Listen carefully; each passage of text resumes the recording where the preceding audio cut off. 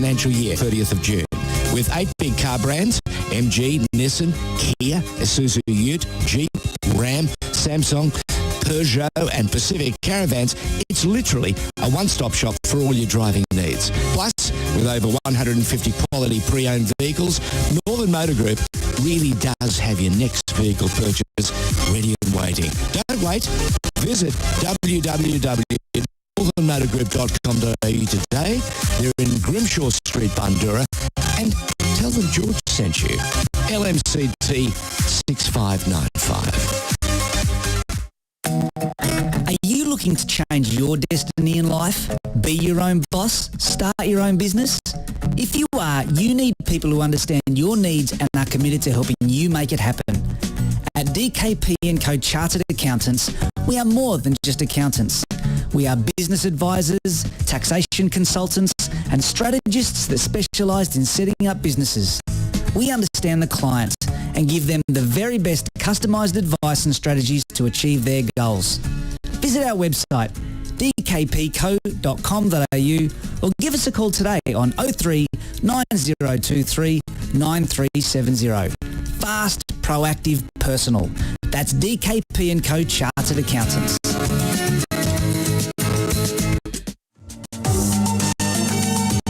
You're listening to the State of Our Football Nation on FNR. Another week, another episode on Football Nation Radio of State of Our Football Nation. My co-host is Pokuah Frimpong. Not calling the football at the moment because it's in hiatus, but she's doing 1,000 other things.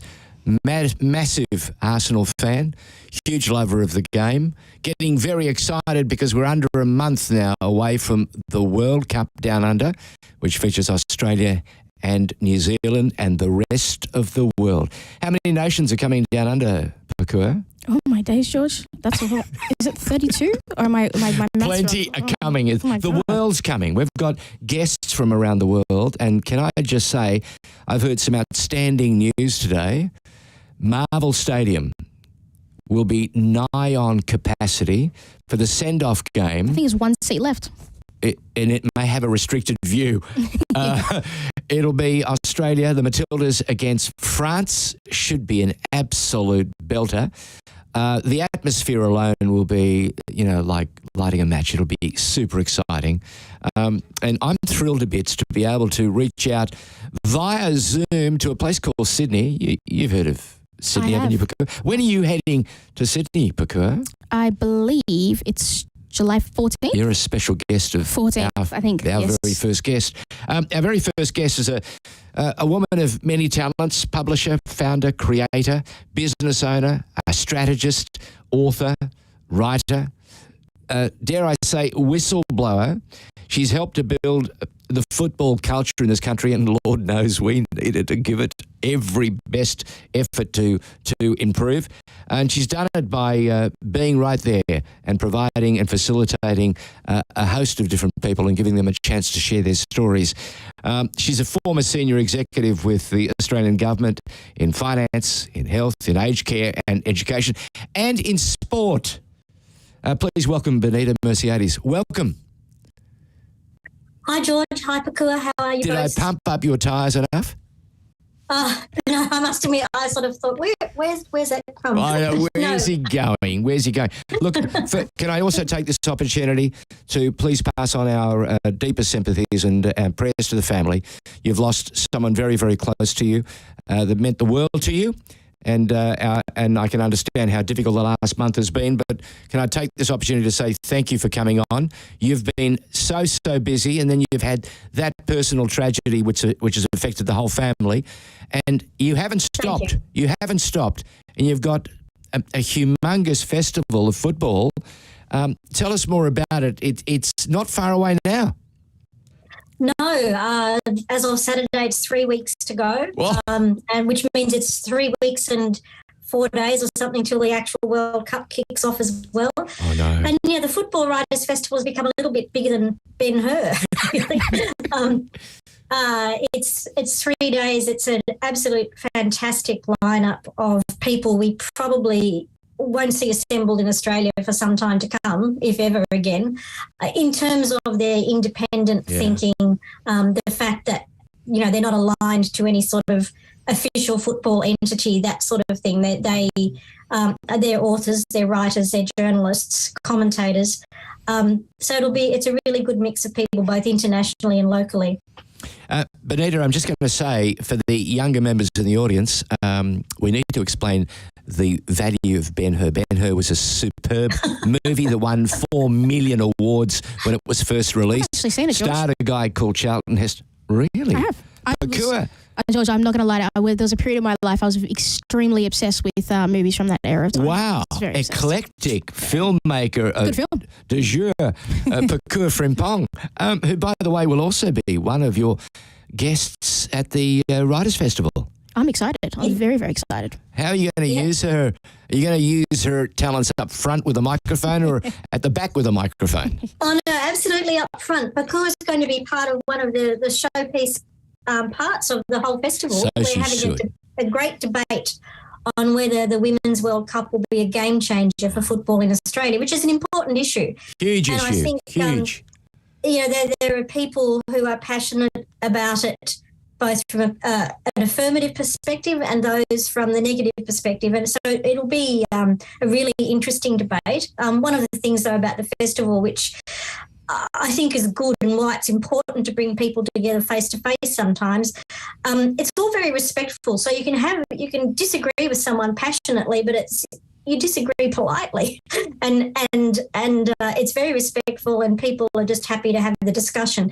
And I've sort of been reflecting on why that's the case, and I think it's because with social media, people hide behind who they are. Oh yeah. I mean, some people don't even say who they are, but even those that do, they sort of take on a persona of being a bit meaner and gruffer and everything than what they might otherwise be in person. Yeah, coward's castle. It's a wonderful thing to hide behind some sort of or some style of avatar and then say whatever you wish. It's the worst form of people being allowed to publish. You're a publisher. You understand the responsibility, and you have allowed a fabulous gallery of writers from around the world, and you've supported them to tell their stories, and they've been magnificent. Fair Play Publishing does some tremendous work, and already this year we've seen some marvellous publications, some great storytellers out there, and you're going to bring some of them here. Who are you looking forward to? I know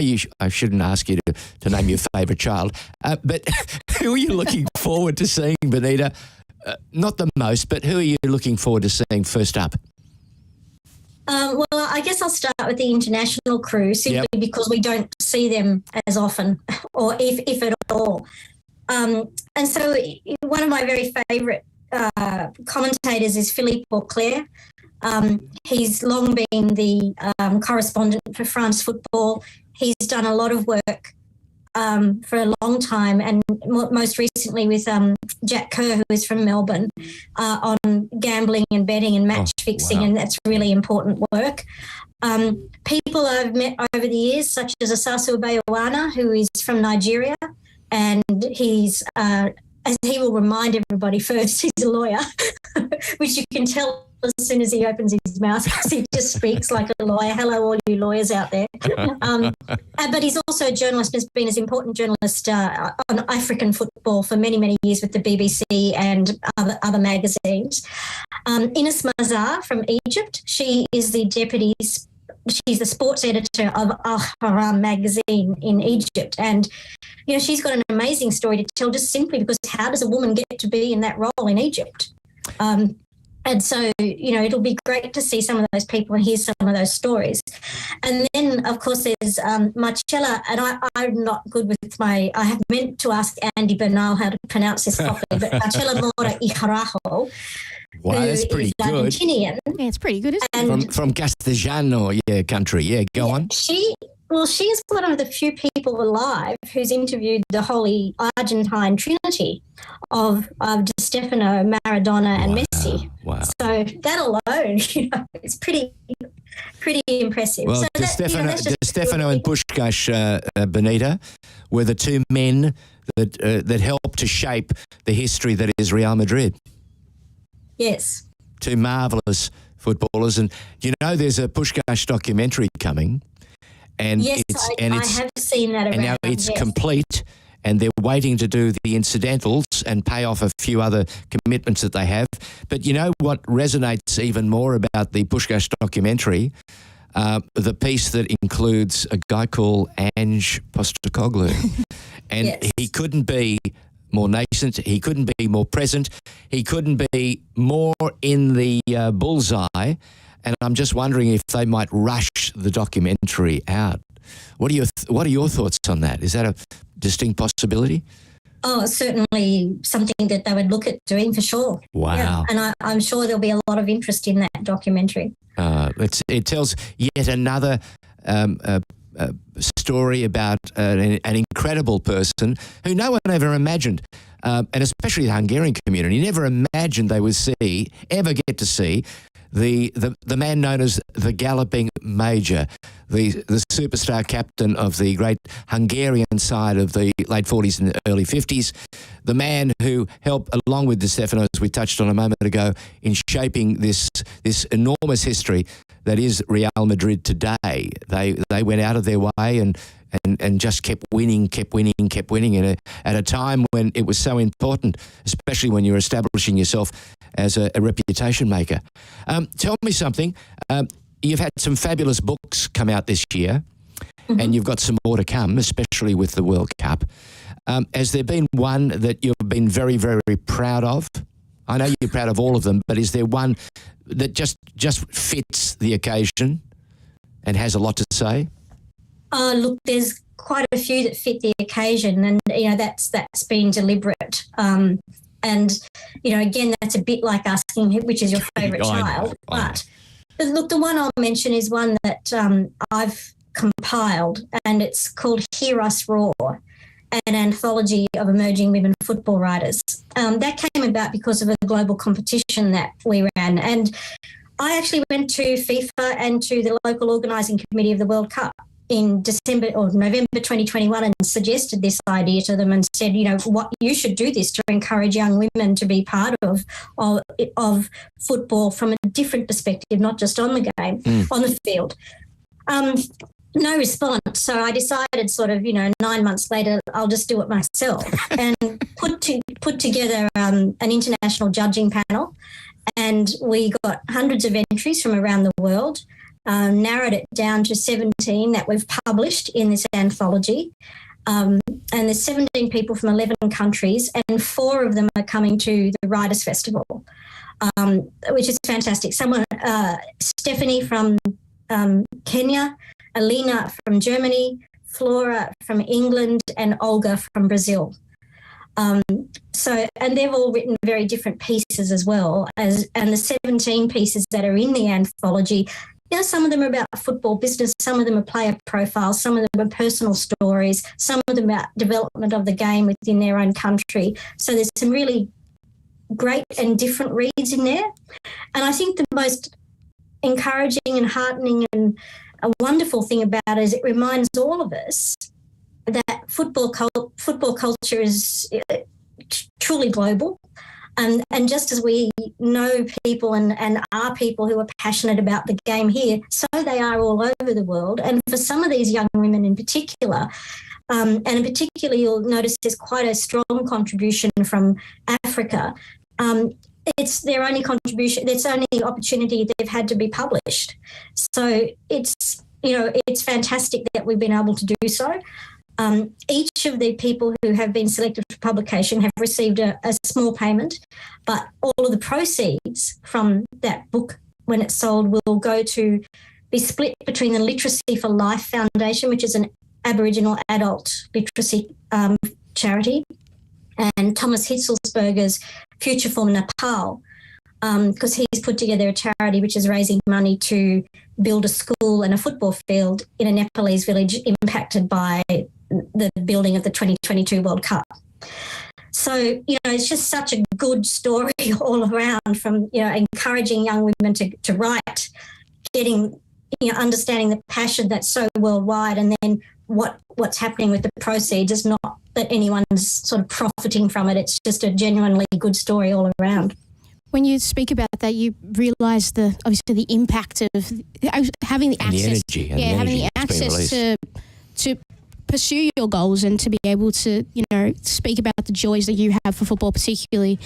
I'm incredibly passionate of coming from Africa, allowing that opportunity to young people there, because I recognise how difficult it is, and I've got family members who love sport and passionate about it, but it's also incredibly difficult over there to find people who will give you an opportunity, particularly if you are a woman. But I want to ask Bonita, when you're adding these kinds of things into the Football Writers Festival and adding it as another layer, how do you go about each year expanding it and bringing in fresh ideas that allow it to grow and be bigger and better than either year it was before? Through many sleepless nights. Yeah, so true. Bouncing ideas, and we do a survey of everyone afterwards to get feedback, and that's always very helpful. Of course, not everybody has the same ideas and the same thoughts about what works and what doesn't, because everybody gets different things from it. But literally just sort of thinking around the themes for the year. Obviously, there's a strong themes around, we called the theme Hear Us Roar. It's about women, because obviously we're co-hosting a Women's World Cup. Mm-hmm. But getting a theme and then thinking about the speakers, and then also looking at the books that have been published over the previous 12 or 18 months, as it has been the case this year. I mean, we alone in Fair Play Publishing have published 11 books so far this year, and we've got 12 so far this year and another 8 to go before the World Cup. I mean, we're just pumping them out at the moment, all on football. But plus there's a couple of other publishers in Australia who have published some books too, so it's good to be able to welcome them to the Writers' Festival like a proper Writers' Festival. Now, you're a long-time football lover. As I touched on, you have had so many different hats to wear. When I say to you that Marvel will be near capacity, and I mean, we're saying that the gates may well be locked because they've got so many people. Imagine the atmosphere for our Matildas when they came out for their send-off match against France, and then a week later, we know now that we're going to have a record crowd at Marvel, right? To exceed, I think the current record's 36,000. So already we know they've broken that record.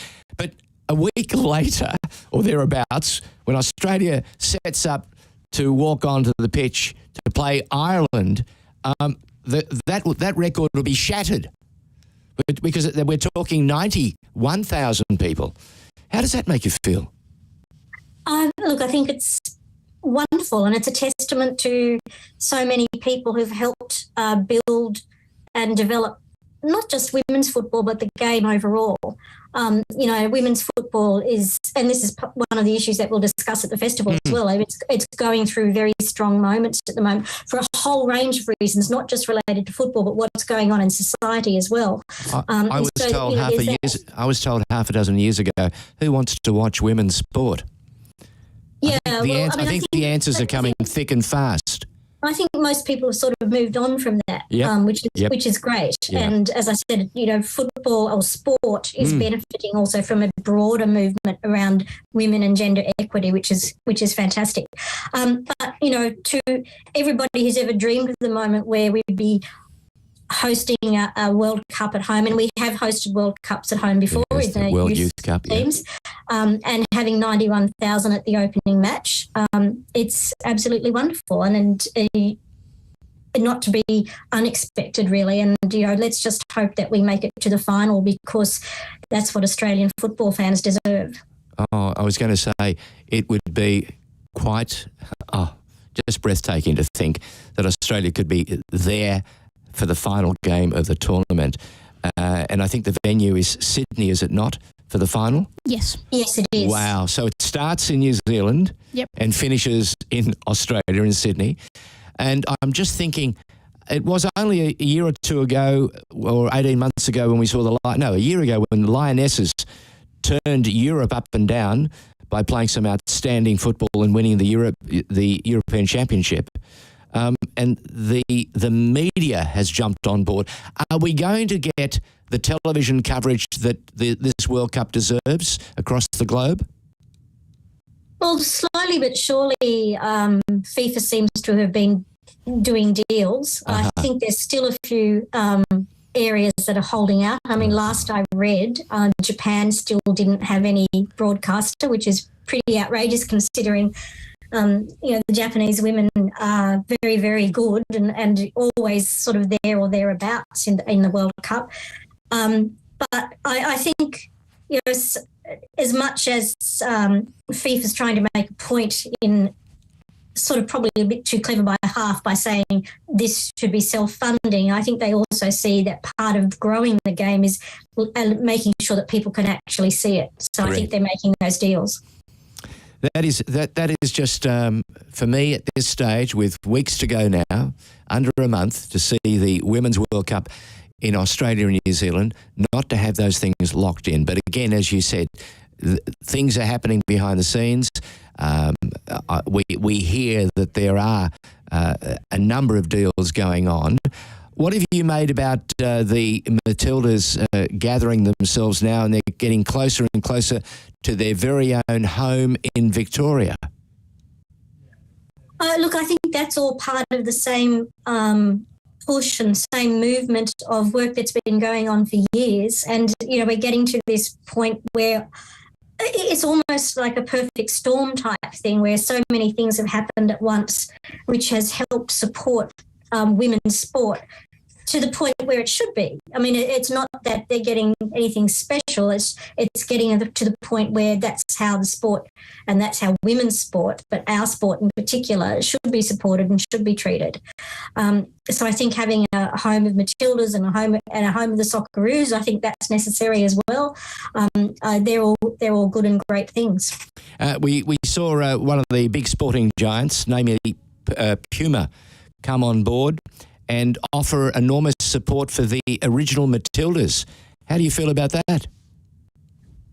Well, we've got a book out about that, which the person who wrote it is Dr. Greg Downs, and he started writing it quite some time before the issue was raised in the media. So, because books take a while before they actually appear.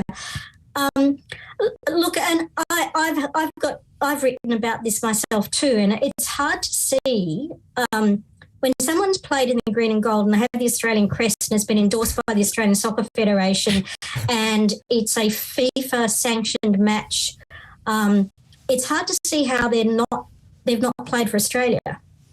So I sort of think it's a little bit of history that needs writing, and I understand that there are some people who may be a little bit put out by it, but it's better to get history right than for the sake of, then worrying about people being a little bit put out about it. As a newsman, I always want the true story, the accurate story, and I don't care for this rewriting of history. If indeed they were, and I'm led to believe by any number of sources, and even the players themselves, that was their understanding. They were representing Australia. And to think that there's a stumbling block and they cannot get that credibility or that anointment as the original Matildas just beggars belief. Maybe I'm just obviously a little bit naive about the topic, but I was just wondering, what is the opposition to it? I'm just. We should read the book. Absolutely, but what is? Sorry, Bonita. What is the? No. I mean, definitely read the book by Greg Downs because it's an oral history. I mean, he's spoken with most of the women, so it's really interesting from that perspective. But I mean, the short answer to that question is the opposition. What they say is that this was basically a club team. It wasn't wholly a club team, but it was principally made up of a club team. But there was a whole lot of reasons for that. First of all, the Australian Women's Soccer Association didn't even exist in 1974-75 in the form that it later came to be. Sure. And so there was no such thing. There wasn't anything on the horizon of women playing international games. So there was no sort of process in place to select them or that sort of thing. The invitation was put to a group of women, would you like to take part in this and represent Australia? I mean, they were the words used, and they were like other national teams have had to do beforehand as well. They had to raise their own money and have Lamington drives and do all sorts of things to get there.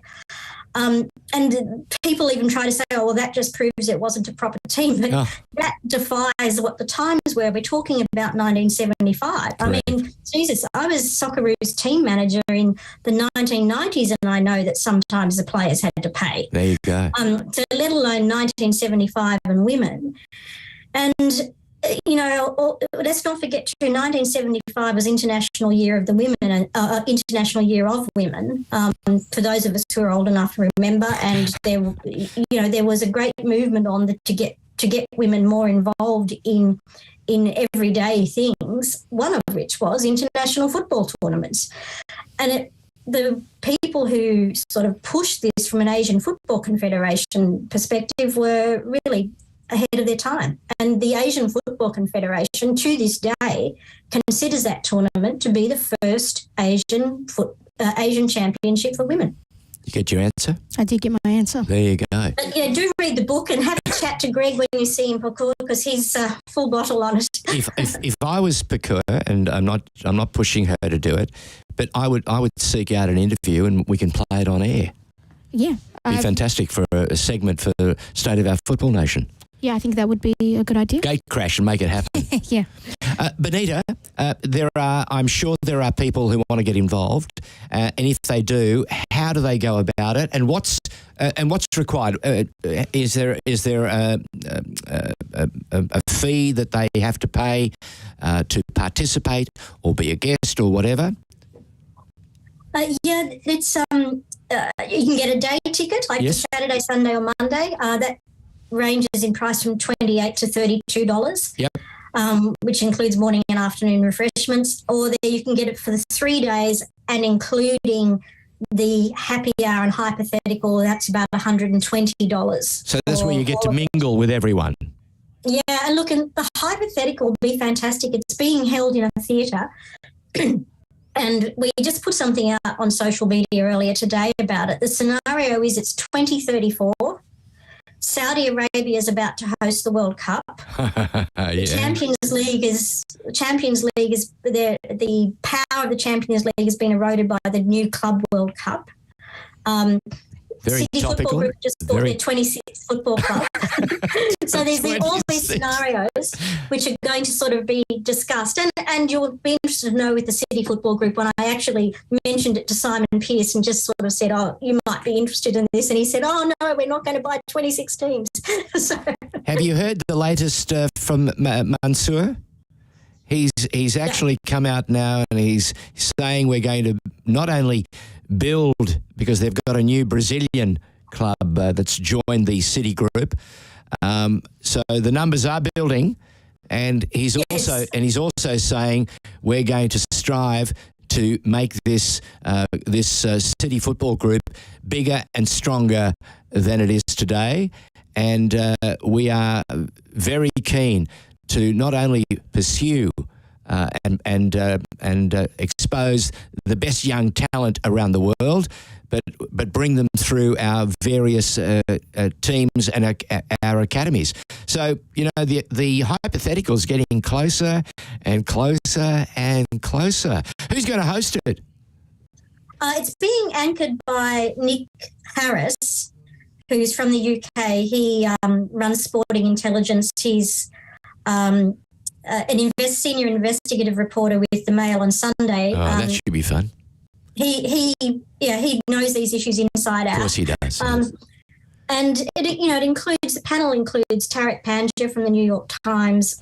It includes locals such as Brendan Schwab, and who of course has worked a lot internationally as well. Nick Galatas. So because there'll be issues around the national second division and other things. The 2034 scenario is that the USA and Australia still don't have promotion and relegation. So there's a whole lot of fun and serious and could be happening type issues in that hypothetical with a really strong panel. Are you going to film any of this, or is it being covered by a network?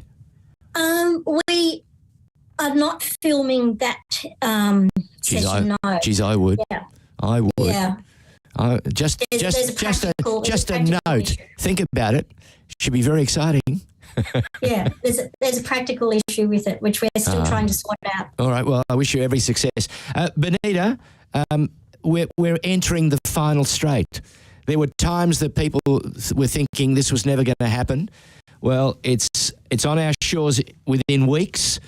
We're going to have the world down under. We're going to have some of the biggest teams in the world, and I'm already thinking of the Port Melbourne custodians of the ground that Port Phillip Council is supposed to be looking after. They promised they would make sure they would upgrade the facilities, and the last thing they did was find a way to excuse themselves from doing the right thing and making sure the facility is up to scratch, which shows you that even with the best laid promises and commitments, some people still have the capacity to let you down. I'm hoping, though, that we can bounce past all that interference and see something not only historic, but remarkable and able to change not only the mood in this country, but the way people perceive the game, and leave a lasting legacy that will resonate for years to come. I know Pokuah is wearing the biggest smile you have ever seen. Probably she'll have a slightly bigger smile when you see her in person. But sure. She's excited about the Writers' Festival. And how many days are you doing? 3 days. Well, I'll be talking on the Monday, but I will certainly be around and, obviously going to see some of these other talks as well, because... And what are you talking about on the Monday? So on the Monday we're talking about let me get the actual exact wording of the question. Great debate. Yeah, let me get the exact wording of the question. It's Go on. That the Women's World Cup will be a game changer for Australian football, and I'm on the yes side of that debate. Yeah, I'm backing the yes case. I think you will emerge from that not only triumphant, but wearing an even bigger smile than you normally do. Bonita, thank you very much. Can I just go back to your comment on Port Melbourne? Yes, I know the area the ground and the Port Phillip Council have been tardy. Yes, and that's a shame to hear, because it's not only about the future and the present, but the past. A long time ago, Fisherman's Bend Migrant Hostel used to be in that area. Yes. I know it because I lived there, and I lived in the migrant hostel, and the people who lived in that hostel also use that ground, and so it's actually part of Port Melbourne's history, because all those people just don't tell Port Phillip Council, because they're incapable of truly appreciating something that's staring them in the face.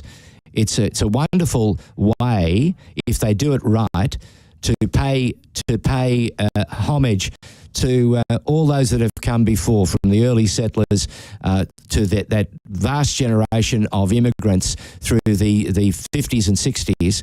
And this would be a tremendous crowning moment for them to say, we're proud members of the community, we're a proud council, and look what we've done for the people of Port Phillip. But clearly, there's an awful lot of interference from other agencies, and that's a story for another time. Yeah. Once again, thank you for giving us your time. We wish you a fantastic month, and go the Writers' Festival. Make some history, Bonita. Thank you, and same to you both, and I look forward to seeing you, Pokuah, and all the best. Thank you. Bonita Mersiades, just doing what she normally does, giving us a chance to think about the game, to think about the people behind the game, and to think about the wonderful people who've made it their life mission to tell great stories. And she's publishing through Fair Play Publishing, the company, as many books on the subject as possible. We'll take a short break. When we come back, an opportunity to talk to Paul Iliopoulos from Football Victoria about the home of the Matildas, the new home of the Matildas, and about some of the things that Football Victoria is getting immersed in, and when their next business function is ready to rock and roll. Are you looking to change your destiny in life? Be your own boss? Start your own business? If you are, you need people who understand your needs and are committed to helping you make it happen. At DKP & Co Chartered Accountants, we are more than just accountants. We are business advisors, taxation consultants, and strategists that specialise in setting up businesses. We understand the client and give them the very best customised advice and strategies to achieve their goals. Visit our website dkpco.com.au or give us a call today on 03 9023 9370. Fast, proactive, personal. That's DKP & Co Chartered Accountants. I've got some great news for Football Nation Radio listeners. Our supportive partner, Northern Motor Group, is offering $250 off any in-stock vehicle this end of financial year. That's if you take delivery before the 30th of June. With 8 big car brands, MG, Nissan, Kia, Isuzu Ute, Jeep, Ram, Samsung, Peugeot and Pacific Caravans, it's literally a one-stop shop for all your driving needs. Plus, with over 150 quality pre-owned vehicles, Northern Motor Group really does have your next vehicle purchase ready and waiting. Don't wait. Visit www.northernmotorgroup.com.au today. They're in Grimshaw Street, Bundoora, and tell them George sent you. LMCT 6595. You're listening to the State of Our Football Nation on FNR. Pokuah George is my co-host, and we're coming out of the commercial break, and it's only appropriate that our next guest is introduced properly. He's the Commercial and Sponsorship Coordinator for Football Victoria. Welcome and good afternoon to Paul Iliopoulos. How are you, Paul? George, I'm well. How are you? I'm okay. Thank you for making yourself available. You've got 1,000 commitments. You've been in business meetings all afternoon and much of the morning. And you said to me, I've got a small window. Can we get this done? I said, yes. Pokuah is very keen also to hear some news about the new home of the Matildas that you're very proud and excited about. Can you give us a bit more info? What do we know about this new home of the Matildas? Well, for starters, I've always got time for you, George. So, I always create time and all. Hang on. Are you sure it's time for me or is it time for George Columbaris? No, both. I thought you might be confusing me. No, not at all. Both really good. Good Georges. Friends, associates, and we talk the same language on many levels. So correct, mate. Correct. I'm for both. Look, going back to the home of the Matildas, as Football Victoria in general, we're really excited. I'm excited. For the first time ever, football in Victoria has got a home. It's got a home where it's a little bit different to a normal sporting home. So that's why I guess it's called the home of the Matildas. So it's designed by women, built for women, and a home for football here where we'll give access to predominantly the girls and the women, but also to the community, to everyone that can utilise. And I guess, it's so exciting because apparently it's the best facility for women in the Southern Hemisphere. So really excited. And then I actually walked through it earlier today and some of the stuff that's on offer. And I can't say too much because a lot of it is government protected and we can only say so much. But okay. Can you tell us where it is? For the international and also national guests around Australia listening to Football Nation Radio, they may be wondering what part of Melbourne it'll be in. Can we tell them that much at least? Of course, yes. It's based in Bundoora, so we've worked really closely together, not only with with the state government, but also with La Trobe University, who's one of our partners. So it is in Bundoora. It's pretty much there, nearly there. So the Matildas will probably spend some time there to train before the Women's World Cup. And then we're going to have a nation that will be based out of there for the Women's World Cup, which is exciting itself, George. It's one of the biggest events we've held for many years. We were talking to Bonita Mersiadas a little while ago, and she's got a huge writers' festival with international guests and writers coming in from around the globe. And we're talking in the most eclectic way. They're coming from Africa. They're coming from the United States. They're coming from Europe. They're coming from Britain. They're coming from Asia. So we've got the world about to descend on Australia, and rest assured, I think it's July. When's the send-off game? Is it the 11th? The 14th against France. It's the game at Marvel Stadium. It's Australia v France. And already we're hearing there may be, I think the only thing up for grabs are restricted viewing seats, because what is it, 40,000 plus tickets have already gone. And capacities are around about 57, I think, is the record there, which was set by the Wallabies when they played the Lions a number of years ago. And I was there for that record-breaking occasion. And I'm also going to be there watching the women, the Matildas, take on France. Will you be there, Paul? 100%, George. I mean, we're all behind the Matildas. I mean, as a nation, as football, it's really exciting. I mean, you know, there's a very good chance. I think we'll give it a good nudge. We'll give it a good, you know, we're not the favourites, but I think we're in the top 3 or 4. And I reckon if we have a really good run, we can win it. The nation's behind them. Yeah, the nation's behind them. We are. And I was going to say, you're absolutely right.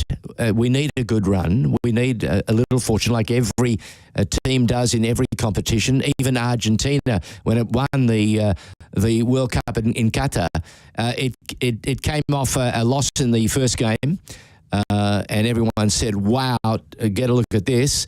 And, of course, then they gathered themselves. They had a really close game against the Socceroos. And we remember the final moments when a young guy called Garan Quoll almost equalised to send the game into extra time. It didn't happen. Argentina won, and, of course, they just got better and better and better and won their way. So exciting things can happen, but you need a bit of fortune. And you're right, there's a nation riding on the shoulders of the girls or lifting the girls up. But we've also got New Zealand really keen to make a statement. Just the sheer fact that we're co-hosts is pretty exciting stuff.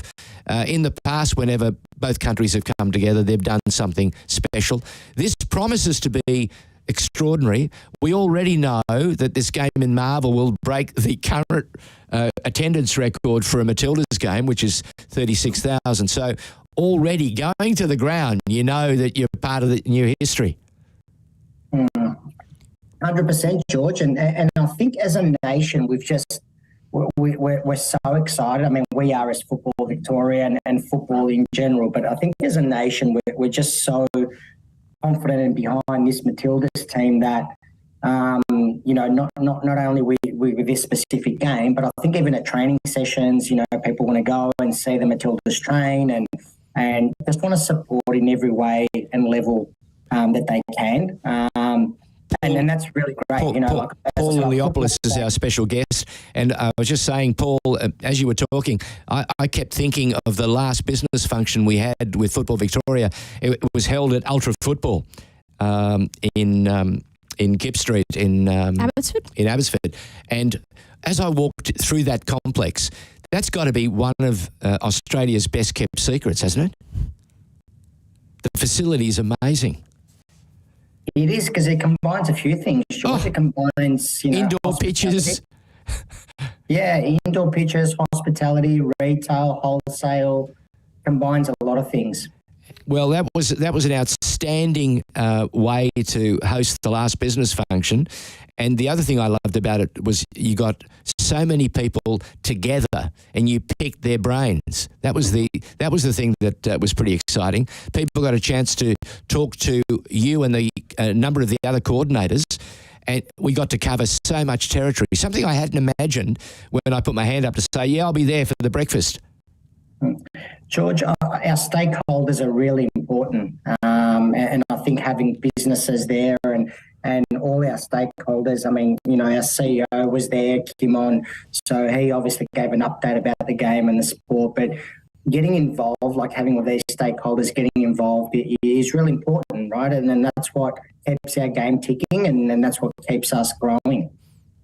I wanted to ask you, Paul, I was going to go a little bit back to obviously the Women's World Cup. Obviously, with that facility in Bundoora, I think that was announced that Jamaica would be based there, and obviously Heidelberg are doing work to their pitch as well right now ahead of that. Do we know when's that going to be completed, and is the whole facility in Bundoora, is it going to be officially open by the time Jamaica is there as well? I don't know if you just touched on that before. Yeah, so you're correct. You're right. Jamaica will be based out of our home.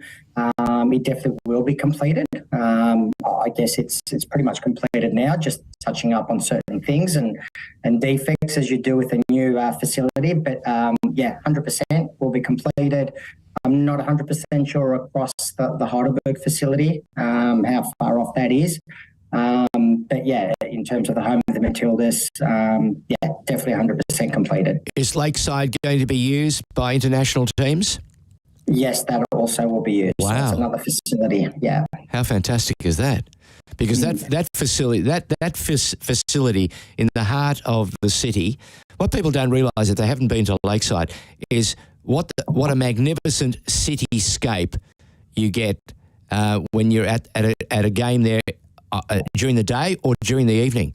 It looks Melbourne never looks better than when the lights are on and you can see the cityscape in the background. It's just spectacular. So let's see which teams get to enjoy that facility. I understand South Melbourne's going to have to step out for a couple of weeks while that goes on. Where will they be playing? Where do they go? Or is the competition in sort of going to be halted while the Women's World Cup takes on? No, they'll be utilising another facility. Right. So the NPL continues, the competition? Correct. Yeah, the whole sport continues. I mean, it's so big and so large that we've got so many things happening that we can't afford to hold it, really. No, I understand. We've got a number of NPLs won. We've got we've got cup games. We've got Sam Doherty Cup, as you would know. Yep. We've got NPL, Nike Cups that will still go ahead. But yeah, some of these venues will be utilised by FIFA and the World Cup. Have sponsors seen the opportunities and decided to come on board? They have, for sure. But look, the World Cup's a World Cup, so that's kind of a little bit different because that's... You're locked out of deals, huh? Well, we are, because that's FIFA run and FIFA control. So yes. FIFA sort of oversee that whole commercial aspect of the World Cup. Talking about commercial and sponsorship coordinating, this is one of the jobs that one of the many jobs that you do at Football Victoria. All these Nike Cups and the Doherty Cup and so on, are we seeing more and more people coming to the party and wanting to be part of these competitions? And of course, the National Second Division is just around the corner, getting closer. We're seeing now Football Australia saying to, 26 clubs, come and we want to talk about the next step. That must be pretty exciting too, huh? It is. Look, in terms of, commercially and sponsors, we definitely have. I mean, we're record-breaking in terms of registrations. We're record-breaking in terms of, referees want to be involved. So, probably post-COVID or pre-COVID, we're looking at numbers that we haven't had for a while. So people want to be involved again in the game. World Cups help, Socceroos help. There's many aspects of that. But, all the numbers are really, we looked at the numbers today, they're records, right? And really excited, and which brings sponsors to the table and then brings, commercially people that want to get involved in the game.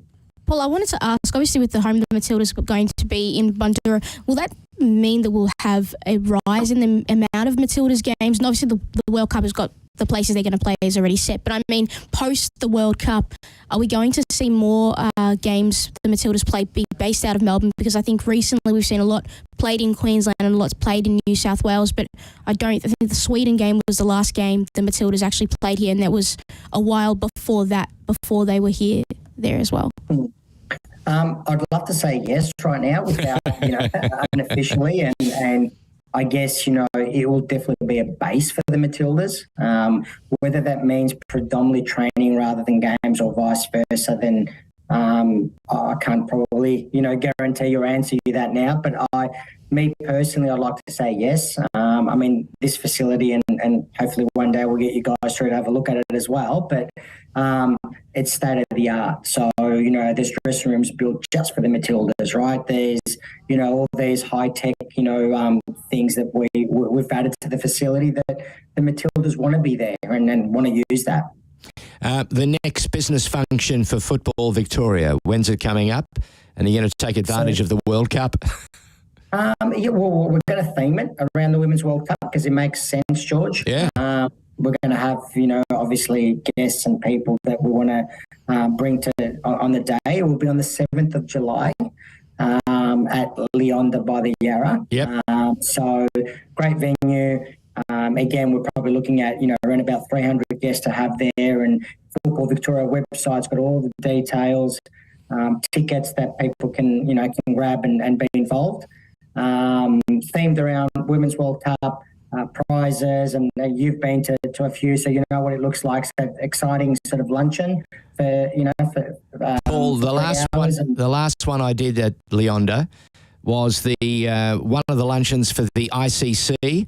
They had Spurs there, and we got a chance to... Greatest day of your life, George. Yes. We got a chance... Imagine if we had Ange with us. Can you imagine? That's another conversation and chat altogether. Gee. Can you imagine? And we got on the boat at Leonda, and we went to the MCG. Thank you very much. Then we wandered up the road to George Columbaris' press club. We fed some of the VIPs, and then we took them across to the ICC to see Manchester City play Tottenham Hotspur. There you go. That was a tough gig. And talk about a football day. It was a long, fabulous day, and I remember almost every detail. Just fabulous stuff. By the way, we touched on Ange. What does that news mean to you? Because you've known Ange and others for Victoria, for South Melbourne, and for his family and friends. That's a huge call, isn't it? It's a huge call, not only with who you've just mentioned, George, but for Australia in general. I grew up watching Ange, and I've met Ange many times and had many chats before he got to this level. But yeah, like you say, it's huge. It's huge, for Australia, for football, for anything that you can really talk about when it comes to football here. And I think putting us on the map and at that elite level just shows that there are pathways, there are ways that if you work hard that you'll get to the top, and Ange has proven that. Not only is he proving it, a number of his disciples and assistants of the last few years are getting their own gig. We're seeing Joe Montemuro doing things. He's done them, of course, at Arsenal for the women's. He's at Juventus now. We're seeing Michael Valkanis take over one of the top clubs in Israel. We're seeing Paulo doing some wonderful stuff in Belgium. Kevin Muscat, another one of the boys that learnt his football in Victoria. And he just continues to keep building on his CV. For all those people who love the game, but importantly all the Victorians who've supported the game for ages and ages, this is enormous validation, and what a wonderful way to put a smile on your face when you see them doing their stuff and doing it on a world stage. It just proves, like I said earlier, that there is a pathway. I think, if you work hard and you believe what you do, and there's definitely a pathway to back yourself. Back yourself. Got to back yourself, yeah. Paul Iliopoulos has been our guest on State of Our Football Nation on FNR. Thank you, Paul. Once again, remind us the date of the function, the luncheon. Is it a luncheon or breakfast at Leonda? It's a luncheon. A luncheon? This one's a luncheon. So the date? So 7th of July, so about 2.5 weeks away. please jump onto the Football Victoria website to grab yourself some tickets, because it will be limited. So we want to go just under 300 guests for this one. So please attend. And George, would love to have you there as well. Thank you very much, my boy. We'll do our level best for you. Paul Iliopoulos joining us on FNR. Thank you, Paul. There you go, Pokuah. There you go. Exciting stuff. Some big things happening. You, of course, I wish you every success for the Writers' Festival. That should be a hoot. And bring home the trophy for winning the best presenter role in Sydney. I don't know if I'll get that. You can do it. I'm just there to absorb as much information from. Don't take a backward step. I won't. Give them hell. I certainly will try my best. By the way, just before we wrap it up, I noticed there's some very big moves being played out in Britain at the moment. Yeah. Arsenal want a guy called Declan Rice. Has anyone told you that West Ham is coming to Australia? Yeah, they have. Hopefully, I'll put out in Arsenal's bid if we can't get him by then. But we've actually signed Kai Havertz this morning. You signed? Yeah, Kai Havertz. Kai Havertz. Yeah, Okay, help me here. You know this game pretty well. Yeah. Where in heaven's name are you going to play him?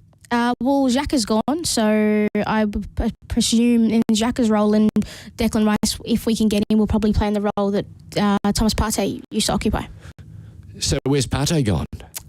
Well, he's at the end of the last season. He just wasn't particularly in our starting 11, and I think he's out of favour. And I heard this morning that a Saudi Arabian team are putting in a bid for him, which it feels like every single player on the face of the planet is going to play in Saudi Arabia at the moment. There's a Chelsea player the Chelsea squad is playing in Saudi Arabia. I was just going to say, there's a Chelsea player who started off his career in the EPL with Leicester.